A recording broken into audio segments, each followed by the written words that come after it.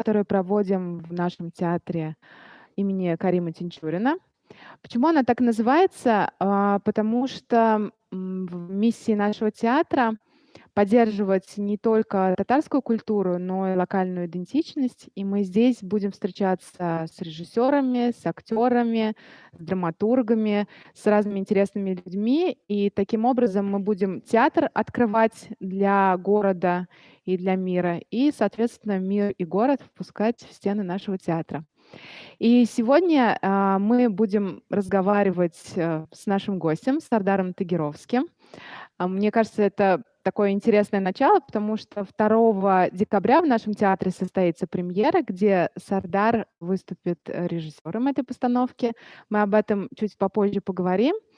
И в самом начале я хотела бы предложить тебе рассказать пару слов о себе, где ты родился, откуда ты родом, и как вообще так получилось, что ты решил заняться режиссурой, как вообще ты пришел в театр? Это все так невероятно получилось, потому что я родился в Казани, и детство мое тут прошло. Эм, и после детства мои родители поехали в Венгрию. Я жил в Венгрии, в маленьком городе Кечкемете. Там начался учиться, но часто приезжал еще в Казань. До 16 лет я часто был тут, и у меня тут родственники.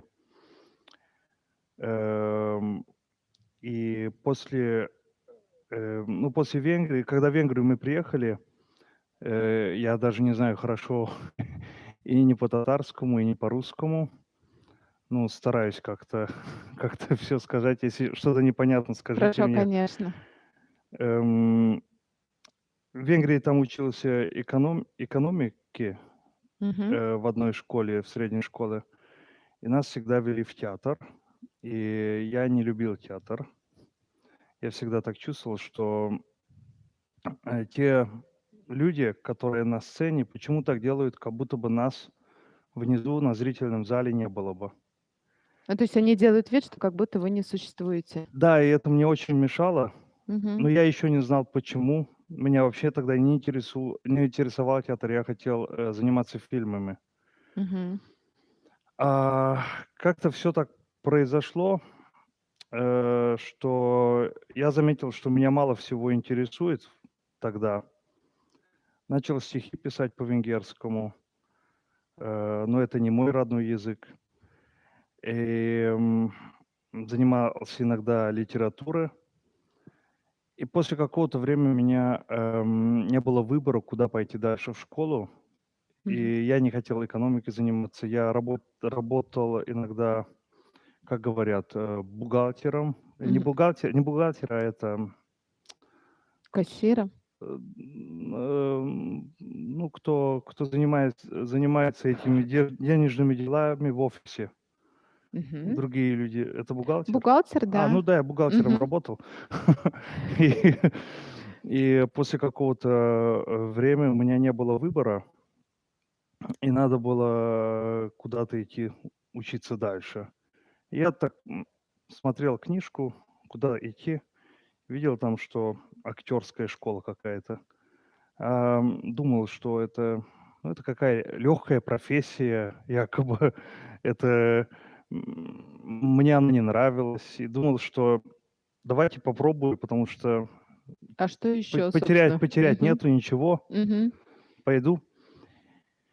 И меня взяли как актера в школу, и тогда все началось по-другому. То есть ты поступил, на актерский в Кичкемете или в каком-то другом В городе? Будапеште В Будапешт. в Будапеште. Мгм. В актерскую, там закончил 3 лет, Курса? 3 года, да. 3 года, 3 курса? Да, 3 курса, и, у меня мысль изменилась о театре, Мгм. и начал очень много учиться навалом каждый день по стихотворению, ну, по венгерскому языке. А тебе сложно было на венгерском языке обучаться или тогда все таки ты уже воспринимал венгерский как свой родной язык? Не, у меня не родной был. Я в школу так начал ходить, что еще не знал по-венгерскому. Мгм. И у меня были конфликты еще тогда с одноклассниками. Я никого не понимал, меня никто не понимал. Мгм. И я день на день учился по венгерскому, как ходил в школу. И, э,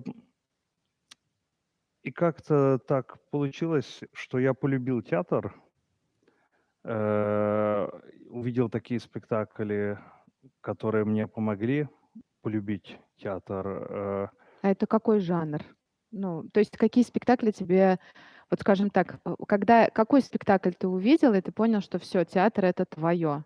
Это, я не знаю, трагедия, И комедия? трагедии, и комедия. Мгм. Эм, Всякие были. Ну, те, которые были по чувству честные, Мгм. которые не хотели так делать. Такие спектакли начал любить, в котором и режиссер, и актеры про себя могли разговаривать. И не только потому, чтобы мы плакали или смеялись, а мы начали думать о жизни. И это много всего помогло. И после актерства я еще пошел 3 года в кукольный актером учился. Мгм. Это тоже одна школа была, и тоже 3 года. Потом, Там же, в Будапеште? да, в Будапеште, Мгм. только в другом месте, Мгм. в главном кукольном театре. И потом, и параллельно делал еще актерскую школу в Италии. В Италии и Венгрии с одним итальянским мастером. Мгм. И в это время я в фильмах снимался и То есть в ты еще сериалах. работал как актер Да, параллельно? да-да, я Мгм. вот так зарабатывал деньги. Одно время, что рекламы ходил, снимали или в Праге, или в другом венгерском городе, или ну, в Чехии, или в другом венгерском городе. Э, И такие маленькие роли были, Мгм. эпизод роли и в сериалах, и в фильмах. И это мне помогло одно время. А потом так чувствовал, что надо режиссерством заниматься. Но это все так невероятно получилось. Один великий режиссер в Венгрии, называется Ашер Тамаш. Он очень-очень хорошим режиссером считается. У него был такой дядя Ваня, что после этого дядя Ваня ему позвонил Кейт Бланшетт из Мгм. Нью-Йорка и позвонила, что мне так нравилось, как вы поставили дядю Ваню. Не извините, не дядю Ваню, а другого Чехова, только все по-русскому. "Вишневый сад"? Не Нет? «Вишневый сад». "Три сестры"? Нет, это он еще давно ставил. Сейчас не могу вспомнить, но Мгм. сейчас помню. Неважно. Чехова что-то Да, она поставил. видела одного Чехова от него Мгм. и сказала ему, что это я, Кейт Бланшетт из Нью-Йорка. Мгм. Э, Мне так понравился ваш спектакль, вы можете мне поставить Чехова? Мгм. И он тогда поставил с ней дядю Ваню. Мгм. И там из «Матрикс» фильма главный антигерой Хуго Вивинг, Мгм. кто играл этого, агент Смита. Смита, Мгм. он был в главной роли тоже. Мгм. И он тогда поставил, мы тогда общались одно время, и он мне сказал, что мне надо режиссерством заниматься, этот режиссер Ашер Тамаш. И я начал как-то заниматься, я искал место, например, в кафетерии был один отдельный зал. Ну, Мгм. так все якобы неофициально, а экспериментально все делали. То есть это были эпизодические какие-то, полулабораторные. Да, ну, Мгм. 1 день, 24 часа, мы из этого работали 19. И иногда там Поняла. спали в театре. Мгм. Так много работали. И я годами так работал. И потом только поступил учиться режиссером в Румынию. Там очень хороший мастер Бочарди Ласло. Он очень-очень хороший мастер. Он был худрук, так Мгм. говорят, да? Да. И я там 5 лет закончил. Ну, я так учился где-то 16 лет, так в Я правильно целом. понимаю, что у тебя, получается, вся жизнь — это так в каком-то смысле постоянное обучение, образование? Да, я думаю, театр всегда надо учиться по-новому делать. Мгм. Если мы делаем по-новому, тогда у меня такое чувство, что это уже не после какого-то времени не театр. Мгм. Еще такой вопрос. Как ты в Казани, оказался? как ты, приехал к нам и как ты очутился в нашем театре? Расскажи про это немножко. Э, Туфан, как целое имя? Ну Имамуддинов. да, Мгм. Имамуддинов. Он, только по-другому говорят, произносят по-венгерскому и Мгм. по-русскому, и по-татарскому. И у меня уже такая смесь в голове. Я с Туфаном встретился 7 лет назад, или 8 лет назад, в Румынии, Мгм. в одном городе Таргу-Муреш, там национальный театр. И он там, от Гоголя поставил, великолепный спектакль. Я тогда еще не знал, что это он поставил. Очень современный был, очень интересно. Нам говорили учителя: "Давайте посмотрите, какой талантливый спектакль". И после этого он, поехал, это он с румынской труппой делал. Там в одном театре 2 Мгм. труппы: румынская и венгерская. И после, румынской труппы он сделал, с венгерской труппы, 1 другой спектакль, "Смерть Тарелкина". Мгм. И я в этом спектакле, меня попросили, я тогда был первоклассник еще, что я могу переводить ему. Мгм. И, я с удовольствием пришел тогда, и мы тогда много разговаривали. Я тогда уже в училище режиссерском был. И мы так, иногда по скайпу, ну То есть вы постоянно находились в контакте? да, да-да-да, Мгм. годами так иногда. Мгм. Ну, может быть, 2 года не разговаривали, потом через 2 года снова. Мгм. Он интересовался, я интересовался, что он делал, что я делал. Мы посылали друг другу видео, съемки про И он тебя спектакли. пригласил к нам. Да-да-да, я ему Мгм. прислал навалом видеосъемок и, всякие там дела. Он вроде бы там, какие-то понравились, Мгм. и так пригласил. Понятно. Расскажи немножко вообще о проекте, который вот о спектакле, который, ты ставишь сейчас, и премьера которого состоится 2 и 3 декабря. Чему посвящен этот спектакль? Посвящен это что значит? А о чем этот спектакль? Да. Ну, для тебя прежде всего. Для меня это не только спектакль, который я в театре делаю, а это мне обратно приезжание в Казань, Возвращение. возвращение. Мгм. И, поэтому, когда, драматурги, вы Мгм. мне сказали, что давайте будем делать такой вариант, Мгм. я тогда вначале еще сам с собой боролся, что, ну, это очень чувствительно, не знаю, как буду Мгм. делать, и там родственники, и прошлое, и все такое. А потом, после какого-то времени так получилось, что, ну, мы общались, и я понял, что мне, может быть, с этим есть дело. И и я вначале, конечно, боялся, потому что я ходил сюда, и сюда в театр, и в другие места в театр, и учился новую культуру. Мгм. Иногда видел интересные, спектакли, иногда видел, не такие интересные. Видел иногда такие, которые очень новые были. Видел такие, которые старые, но были интересные. Но видел такие, которые старые как это говорят, ну, очень по-старому выглядели по Мгм. чувствам Мгм. и консервативные. И и вот с этим я так, много раз боролся, что мне делать, как это делать. Как нащупать путь, да? Да-да-да, потому Мгм. что у меня есть личное чувство о Мгм. театре.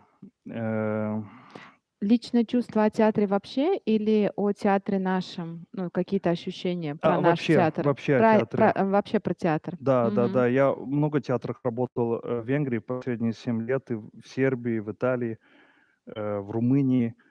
И я был в всяких местах. Был и Мгм. очень в экспериментальных, где 50 зрителей, и был такие театры, где 1200 зрителей. Мгм. И, был в такие места, где очень консервативные зрители были, был в таких, где очень альтернативные. Мгм. Но я всегда пробовал так искать, чтобы чтобы понять, по-другому было для Мгм. зрителей, как они привыкли, э, ну, было понятно. То есть тебе всегда важно найти какое-то, что-то новое предложить в любом театре, но так, чтобы было перевести это на язык зрителя. Я правильно понимаю? Получается так, что у каждого театра ведь есть свой зритель, который, ну, там, несколько, не знаю, там, лет ходит в этот театр. Мы можем говорить о том, что есть, наверное, зритель Тинчуринского, там, Камаловского, есть, там, зритель, например, театра «Глобус», если мы говорим про Англию. И для тебя важно понять, что ты можешь такое предложить для этого зрителя, но так, чтобы это было по-новому для этого театра. Так я Да, поняла? только это из себя. Вот, Мгм. большой конфликт внутри, когда, режиссер делает в новом месте, что найти надо мост среди зрителей, среди его, но так, Мгм. чтобы не потерять свои чувства тоже, То есть свой мир. для тебя очень важно всегда сохранять, вот этот внутренний стержень, ядро, то, в любом театре, в любом спектакле. И, сделать это так, чтобы оно вот, ну, транслировалось на зрителей. Показать, ну, как бы, что есть у тебя внутри. И в этом смысле, наверное, это как раз то, что я от тебя очень часто слышу, про честность. Как бы быть честным с самим собой и честным со зрителем. И ну, я так понимаю, что, видимо, для тебя это самая такая, ну, Да, но важная. это очень сложная, Мгм. теория, потому что честность у нас так начинается в театре, что мы другое что-то показываем. А почему показываем мы что-то другое? Потому что мы хотим понять что-то по-другому. И тогда это Мгм. уже не не только роль, а это мы разговариваем по разным точкам зрения о правде. Мгм. И у всех персонажей отдельная правда, у всех драм, у всех персонажей отдельная правда, и эти персонажи, эти правды, они стукаются с друг другом. Мгм. И я так чувствую, что мир тоже такой сейчас, что все свое говорят, у всех есть правда в Мгм. целом мире. И иногда вроде бы лучше слушать эту музыку, со стороны, как люди говорят о Мгм. своих правде. И и не решать иногда, что я сюда стану или я сюда. Мгм. У меня такая работа, иногда как у режиссера, что эту музыку услышать, как она красиво звучит, может быть, трагичная. И, например, мы в детстве много разговаривали, там, ну, с родственниками. У меня много красивых встреч было, с людьми. У меня много, памяти осталось из детства. И Ты как имеешь в виду Казанск в Казани? Мгм. казанское детство, да.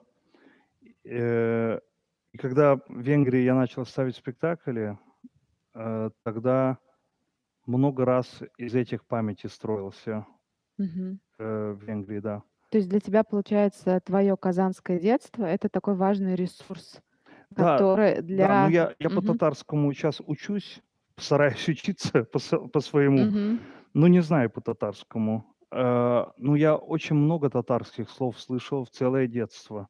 И Мгм. тогда определить, какой у меня Идентичность. да, как это определить, что я, потому что я в Советском Союзе родился, кто я? Русский, советский, казанский, татарский. Потому что я в Венгрию поехал после какого-то, Мгм. я венгер, или я в Румынии учился, я румын.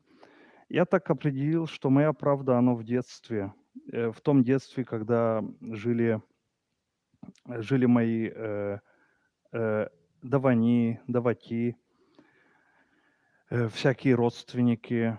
И у меня правда, которую я хочу найти, и которая, может быть, по по целому никогда не найдется, она все оттуда выходит, из этого детства.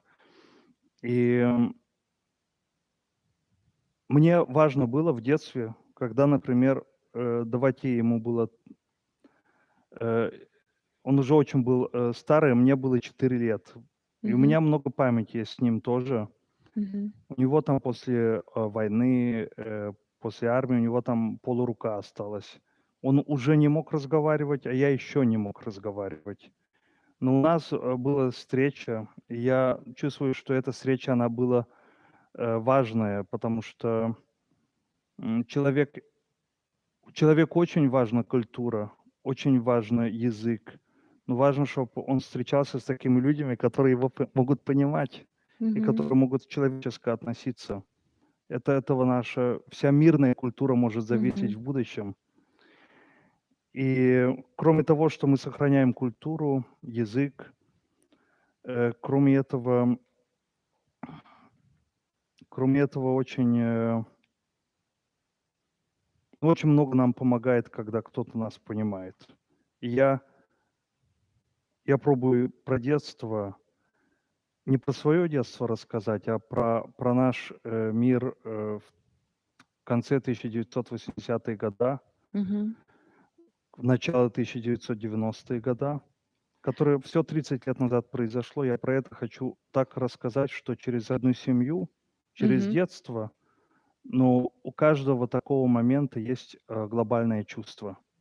Мгм. Семейское и глобальное сразу. Это интересует. То есть получается, что здесь, спектакль будет как раз о соотношении, истории частной одной семьи и при этом та история, которая могла бы случиться на самом деле со всеми семьями в любой точке мира. Я правильно понимаю? Да, со всеми могла бы случиться, Мгм. но кроме этого еще есть исторический Мгм. Контекст. контекст. Это якобы про перестройку, про митинг, Мгм. или что значит в одной семье, например, жир-леву. Мгм. Это все важно. И То есть, это глобальное чувство. Я так не могу нормально сейчас объяснить, потому что не хочу сюрприз мгм. рассказывать, как мы это Но, строим. я думаю, что мы поэтому будем звать на премьеру 2 и 3 декабря. Но вот здесь как раз очень интересный момент перехода, когда мы от, маленького какого-то локального, мы переходим в глобальное и наоборот, что те проблемы, которые, волнуют любые семьи, детей, потому что все мы родом из детства, и то, каким мы сейчас являемся, мы корнями туда уходим, и мы в детстве черпаем и силы, и это для нас ресурс. И с другой стороны, именно в детстве есть те раны, которые, ну, нам тоже хочется залечить. А с другой стороны, вот я правильно услышала, что ты говоришь, что будет еще такой локальный контекст, что ты будешь рассказывать про 80-е, начало там 90-х в Казани. Да, Вот. да. Это и через семью, и через новостей, Мгм. по-всякому. И еще такой вопрос: как тебе работается с актерами? Вот. Другой ли это опыт? Я знаю, что у тебя есть опыт работы не только в Венгрии, ты и в Румынии, и в Словакии ты говорил, что работал, да? То есть у тебя, получается, ты в разных странах работал. Как тебе опыт, работы у нас? Отличается ли, театр казанский от, не знаю, там, других театров? Или это все таки какая-то особая среда, и в театре везде одни и те же какие-то правила, чувства? И то, и то. Мгм. И отличается очень, и в Италии, и в Сербии, и в Румынии, и в Словакии. Я там только на фестивале был один раз, ну, со своим спектаклем. А чем отличается? Э,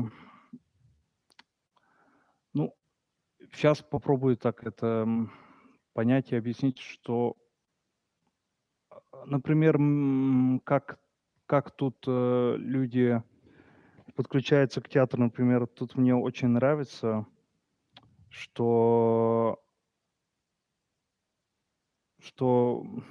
как это, не знаю даже хорошо по-русскому сказать. Они очень, актеры очень хорошо воспринимают фантазию. Мгм. И я так чувствую, хотят меня понять. Мгм. Я тоже стараюсь их понять, и мы друг друга стараемся понимать. Но это не от языка зависит, не только от культуры, а от... Я понимаю, что ты говоришь про эмпатию, про то, что про чувства. Да, Чувствуешь и настраиваешься на одну волну. да. Мгм. И мне от того зависит, например, от того разница от много европейских театров, что тут я чувствую, эм, м, много людей лучше любят еще театр. Мгм. И это, это не зависит от спектаклей. Я чувствую, что тут актеры любят свою работу, и много людей Мгм. в театре любят свою работу. Я думаю, это самое важное, что мы могли это любить, всегда что-то нового находить. И тут я так вижу, что актеры тут, они всегда готовятся очень хорошо, Мгм. вперед. И если бы они не были бы, я лучше беспокоился бы. Мгм. Но так чувствую, что иногда выпадаем из времени, как это всегда обычно в Мгм. театре, э, всегда есть какая-то маленькая трагедия, вдруг там что-то не так получится, и в Мгм. тот день звоним 7 звонков э, до Марселя, до Туфаны, до вас, до всех, Мгм. и потом узнаем, что миру конец, и ничего не получается, а А в потом итоге оказывается, что а ничего все не на случилось, Мгм. якобы, да, в итоге. Мгм. И, актёры тут, я очень, люблю с ними работать. И это я не потому говорю, потому что я тут гость, кто приехал обратно домой. Я Мгм. себя так, щас пробую находить. Мгм. Гость, который домой приехал. Э, а в том, что они, чувствую, что им важна эта эмоциональная работа, которую я тоже приношу. Мгм. И мы можем так искать как дети. Мгм. А скажи тогда, пожалуйста, ну, вот в какой-нибудь, я не знаю, одной или двух ёмких фразах, почему мы приглашаем 2 декабря прийти посмотреть на наш опыт, на наш рассказ, на наш спектакль? Он называется «Едащий Симде», трагикомедия одной казанской семьи. Почему ты приглашаешь поделиться вот своим опытом? Я хочу, я думаю, что мы сейчас можем рассказать, что с актерами я сейчас могу рассказать, а 30 лет назад, что было в Казани. Мгм. Это не только потому важно, потому что ностальгия, не только из-за истории важно, а по-чувствовому, глобально, с эмпатией понять, откуда мы. Мгм. И я не так думаю об этом, что я знаю, откуда мы.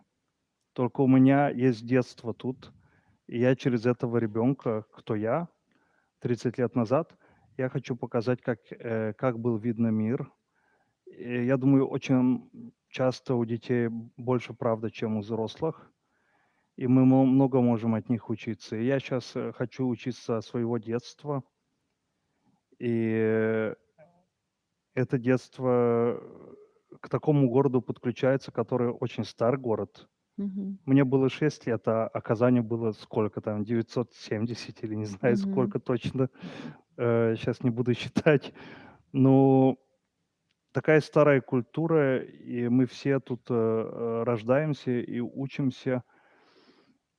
Я думаю, потому интересно, потому что меня иногда спрашивают, что театр, ты какой делаешь театр? Экспериментальный. Я всегда так думаю, что если какое понятие есть у театра, если мы не ищем что-то нового? Мгм. Такое, как мы музей делали бы. А если музей делаем, тогда у актеров после какого-то времени душа умирает. Я думаю, у зрителей тоже. И надо традицию находить современности вместе. Я думаю, поэтому будет интересный спектакль. Будет очень новый. Э, Я иногда боюсь, как будут воспринимать зрители, но так чувствую, что по-другому не могу рассказать, что чувствовал. Мгм. Спасибо. Спасибо. Рахмет.